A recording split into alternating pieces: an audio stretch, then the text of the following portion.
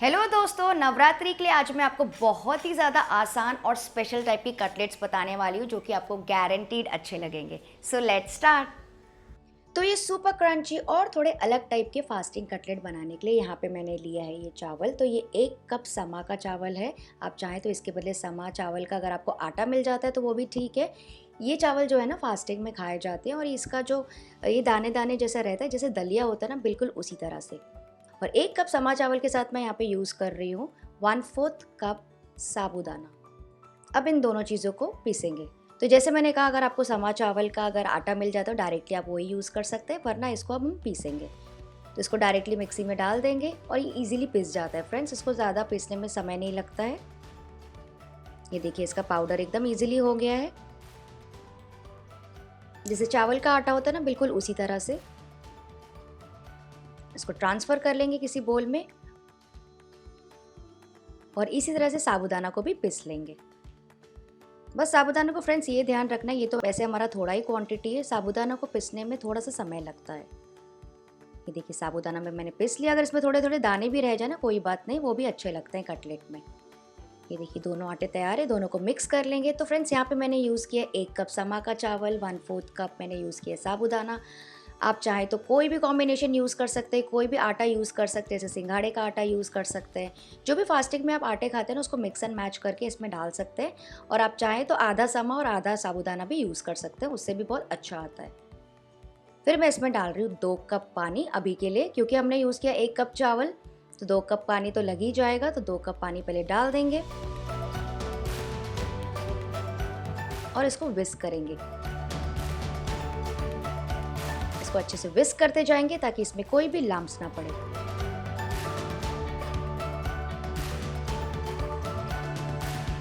ये देखिए, गाढ़ा होना स्टार्ट हो गया है, अच्छा खासा गाढ़ा हो गया और एकदम स्मूथ भी हो गया है। तो इस वक्त मैं इसमें डाल रही हूँ 1 से 1.5 टीस्पून नमक। तो मैं यहाँ पे रेगुलर नमक यूज़ कर रही हूँ, आप चाहें तो सेंधा नमक यूज़ कर सकते हैं, जो भी आप फास्टिंग में खाते हो। इसको भी अच्छे से मिक्स कर लेंगे।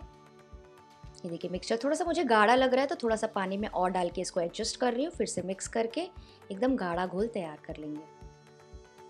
तो फ्रेंड्स, इन कटलेट्स को आप मनचाहे शेप में काट सकते हैं और स्टोर कर सकते हैं कोई भी एयर टाइट कंटेनर में। और हाँ, वीडियो एंड तक के ज़रूर देखिएगा, क्योंकि इसके साथ मैं आपको बहुत ही ईजी और क्रीमी फास्टिंग की चटनी बताने वाली हूँ। और आपको पता है क्या करना है फ्रेंड्स, अगर आपको वीडियो पसंद आता है तो प्लीज़ इसे लाइक कर दीजिएगा। ये देखिए, एकदम स्मूथ कंसिस्टेंसी का रेडी हो गया। इसको साइड में रख देंगे बस 5 मिनट के लिए, जब तक हम अपनी बाकी की तैयारी कर लेते हैं।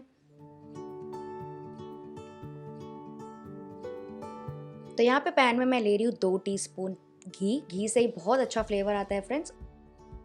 उसके बाद मैं इसमें डालूंगी 1 टीस्पून जीरा, 1 से 2 हरी मिर्ची बारीक कटी हुई, 2 टीस्पून बारीक कटा हुआ अदरक और 5 से 6 करी पत्ता, जिसको मैंने इसे बारीक काटा है। इन सारी चीज़ों को मिक्स करके पकाएंगे 30 से 40 सेकेंड के लिए। फिर देखिए मैं क्या ले रही हूँ, यहाँ पे मिक्सी में मैंने ब्लेंड किया है 2 से 3 टेबलस्पून भुना हुआ मूंगफली। उसको मैंने इसे पाउडर कर लिया, आप चाहें तो उसको दरदरा भी रख सकते हैं। इसको इसमें ऐड करेंगे और इसको भी भूनेंगे 1 और मिनट के लिए। मूंगफली डालना परफेक्टली ऑप्शनल है फ्रेंड्स, लेकिन इसे भी फास्ट में खाया जाता है, तो आप अपने हिसाब से डाल सकते हैं या स्किप कर सकते हैं, या फिर अगर आपको ज़्यादा पसंद है तो आप उसका थोड़ा ज़्यादा पाउडर भी डाल सकते हैं, बहुत टेस्ट अच्छा आता है। इसे भी मिक्स करके 1 और मिनट पकाया। अब गैस का फ्लेम लो कर देंगे और जो घोल हमने तैयार किया था वो इस पे ऐड कर देंगे।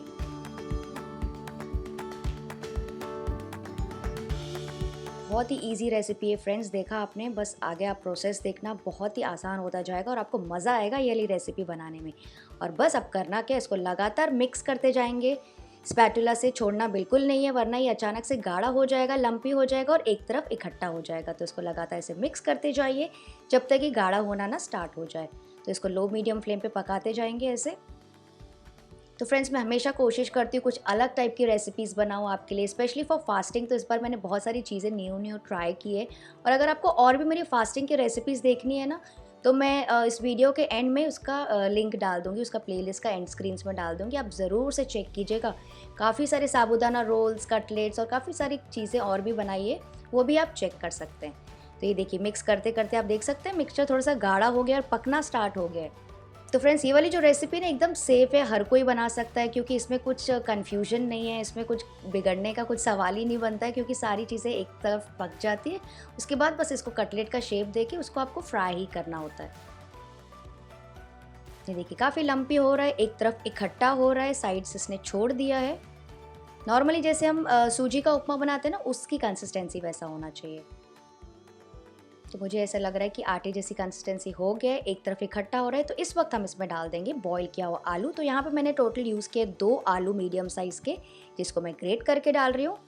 और उसके साथ ही डाल देंगे थोड़ा सा फ्रेश धनिया और इसे भी मिक्स करके पकाएंगे 1 और मिनट के लिए, जैसे कि आलू और जो भी हमने बेस बनाया सब चीज़ें आपस में अच्छे से मिलजुल जाए, एकदम एक इवन मिक्सचर तैयार हो जाए। क्योंकि जितना इवन मिक्सचर आपका होगा, जितना स्मूथ होगा ना, जितना क्रीमी आपका मिक्सचर होगा, उतने ही अच्छे और मज़ेदार आपके कटलेट्स बनेंगे। तो 2 मिनट मिक्स करने के बाद मैं इसमें डाल दूंगी नींबू का रस। इससे भी बहुत अच्छा फ्लेवर आता है। इसको भी मिक्स करके पकाएंगे बस 1 और मिनट के लिए। तो फ्रेंड्स यहाँ पे मैंने बहुत बेसिक चीज़ें यूज़ की जो हर कोई फास्टिंग में खा सकता है। पर अगर आप चाहें तो इसी आटे में इस स्टेज पर थोड़ा सा डेसिकेटेड कोकोनट या फिर नारियल के फ्रेश नारियल के छोटे छोटे पीसेस आप डाल सकते हैं, लौकी डाल सकते हैं। जो भी चीज़ आप फास्टिंग में बेसिकली यूज़ करते हैं ना, वो सारी चीज़ें इसमें डाल सकते हैं। तो बस इसे अपने हाथों में चेक कर लीजिएगा फ्रेंड्स, गैस बंद करने से पहले कि सेटिंग कंसिस्टेंसी का आ गया है। देखिए इस तरह से। तो यहाँ पे मैंने लिया है ये केक टिन, इसको चारों तरफ से अच्छे से ग्रीस कर लेंगे।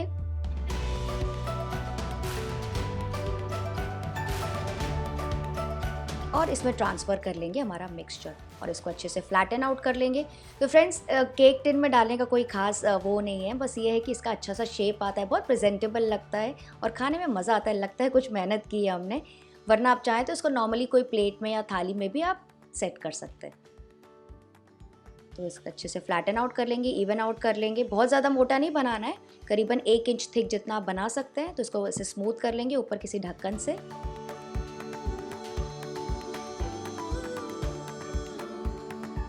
और बाकी का जो मिक्सचर है ना फ्रेंड्स, नॉर्मली आप ऐसे थाली में आप सेट कर सकते हैं, ऐसे चौड़ा ऐसे, जैसे नॉर्मली हम बर्फ़ी सेट करते हैं ना, तो वैसे भी आप बना सकते हैं।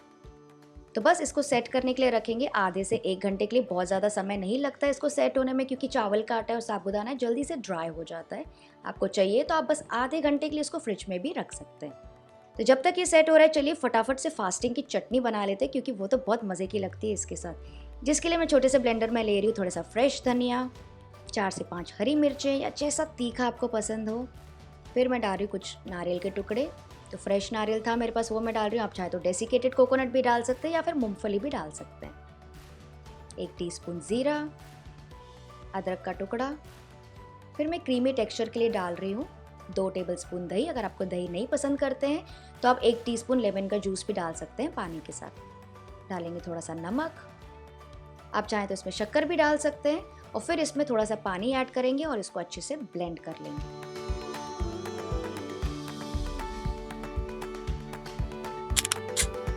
देखिए हमारी स्मूथ क्रीमी गाढ़ी लाइट ग्रीन चटनी तैयार हो गई फास्टिंग के लिए। वैसे भी आप बिना फास्ट में भी इसको बना सकते हैं, बहुत टेस्टी बनती है। तो चलिए मिक्सचर चेक करते हैं। ये देखिए एकदम अच्छे से सेट हो गया, ऊपर से एकदम ड्राई हो गया और ये इजीली निकल जाता है फ्रेंड्स। इसको चारों तरफ से घुमा लीजिए किसी भी स्पैटुला से या फिर चाकू से, और इसको निकाल देंगे अपसाइड डाउन किसी प्लेट में। देखा आपने कितनी आसानी से और कितनी ब्यूटीफुली और कितना सफाई से निकल गया। तो बस ये रेडी हो गया, मैं आपको सब तरफ से दिखाती हूँ। इसको अभी बस हमें कट करना है। तो इसको मैं कट कर रही हूँ ट्रायंगल्स में, इसी वजह से मैंने इस केक टिन में डाला था, तो मैं ट्रायंगल्स में इसको कट कर रही हूँ।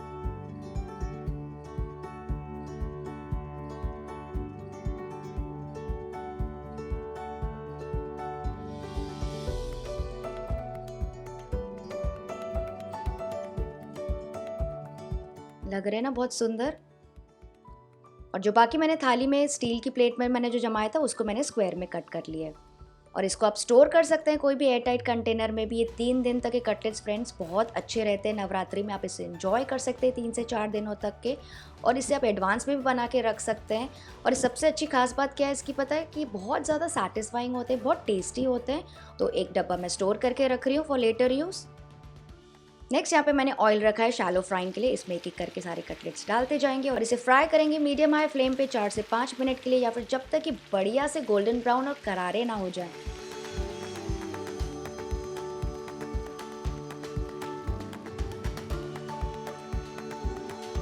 तो बीच बीच में आप इसको फ्लिप करते जाइए जैसे ज़रूरत पड़े।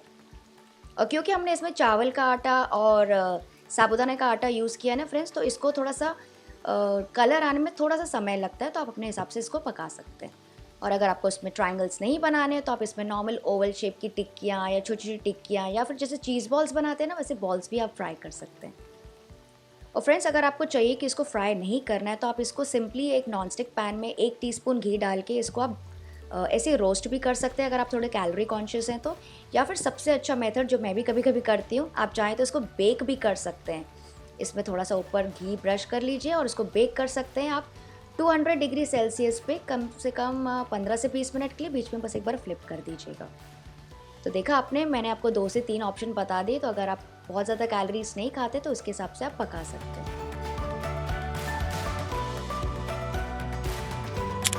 तो बस ये फ्राई हो गए, बहुत ही अच्छा प्यारा सा कलर आ गया। इसी तरह से दूसरा बैच भी फ्राई कर लेंगे और सारे कटलेट्स निकाल देंगे। ये देखिए कितना सुंदर दिख रहा है। मैं आपको इसका क्रंच भी सुनाती हूँ।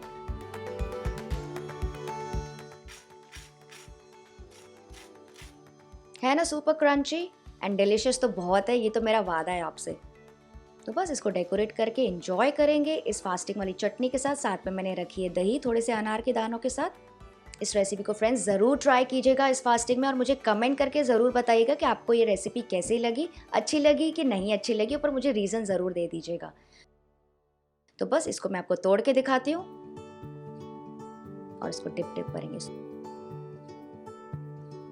Super crunchy and super flavourful. तो फ्रेंड्स, आई होप आपको आज की रेसिपी अच्छी लगी होगी। अगर हाँ तो प्लीज़ ढेर सारे लाइक्स दे दीजिए, मुझे बहुत अच्छा लगेगा। मैं आपसे मिलती हूँ, बाय बाय।